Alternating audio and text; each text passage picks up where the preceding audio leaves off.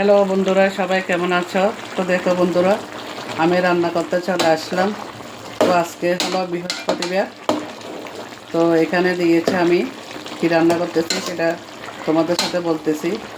তো এখানে আমি দিয়েছি সিমের বিচি, সিম, টমেটো, কচুর ছড়া আর কি বেগুন। সিমের বিচি দিয়ে, বেগুন দিয়ে, সিম দিয়ে, টমেটো দিয়ে আমি আজকে সবজি রান্না করতেছি, কেননা আজকে হলো বৃহস্পতিবার, নিরামিষ। তোরা সবাই খাবে না নিরামিষ, শুধু আমি খাবো, সেজন্য তরকারিটা সবজিটা রান্না করতেছি। আর এখানে দিয়েছি আর শুধু আদা বাটা, আর এখন দিব জিরা। তো জিরা দিয়ে দিচ্ছি, তোমরা সাথে থাকো। রান্নাটা কেমন হচ্ছে তোমরা একটু কমেন্টে জানাবে। আমি এখন এখানে দিয়ে দিব জিরার গুঁড়ো, সাথে থাকো।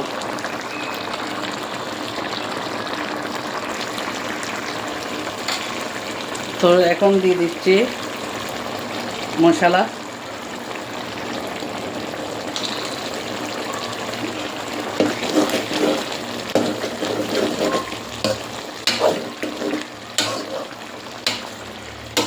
সবজিটা কিন্তু শুকনো শুকনো হবে।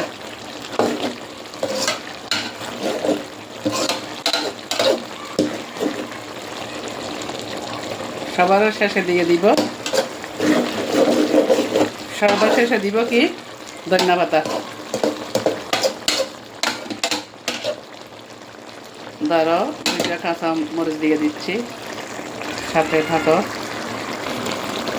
তো কাঁচা মরিচ দিয়ে দিচ্ছি,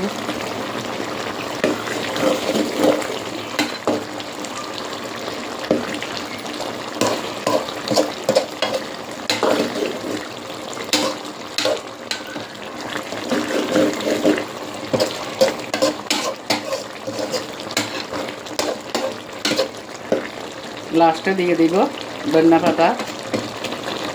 তোমাদের সাথে একটু শেয়ার করতেছি।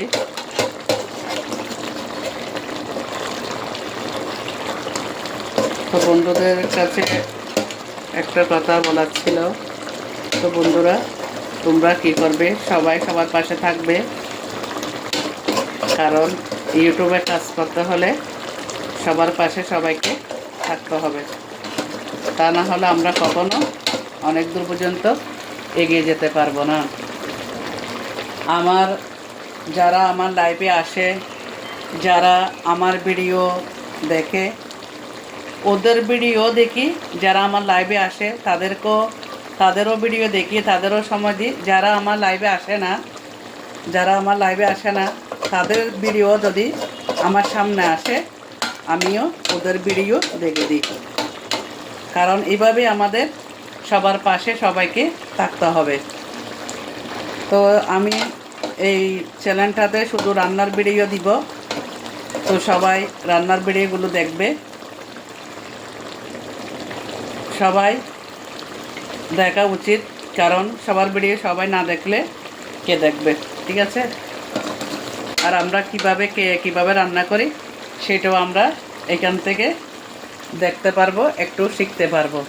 সবাই তো আমরা এমনি রাঁধতে জানি, তারপরও কে কীভাবে রান্না করে সেটা দেখার জন্য আর কি। তো সাথে থাকো, আমি ধনিয়া পাতাগুলো দিয়ে দিচ্ছি। তরকারিটা প্রায় হয়ে গিয়েছে, সাথে থাকো।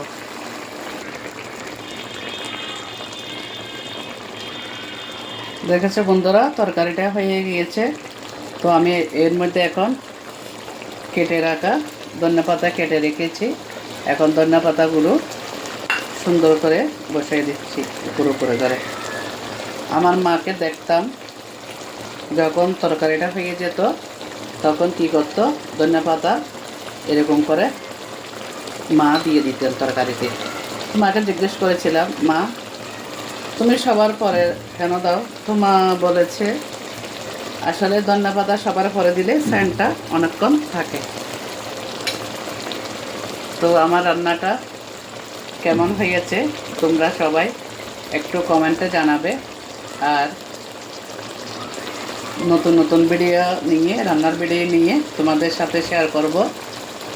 তো সবার ভিডিও সবাইকে দেখতে হবে, কারণ রান্নাটা শিখতে হলে সম্পূর্ণ ভিডিওটা প্রথম থেকে দেখতে হবে।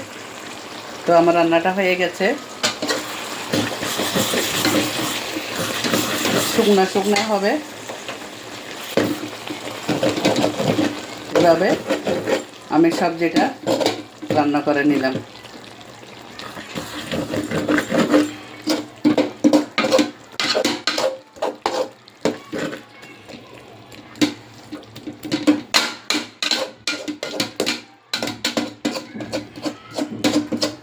কিন্তু সবজিটা মোটামুটি ঝালও দিয়েছি, কেননা যদি সবজিটা যদি ঝাল না হয় তাও ভালো লাগে না।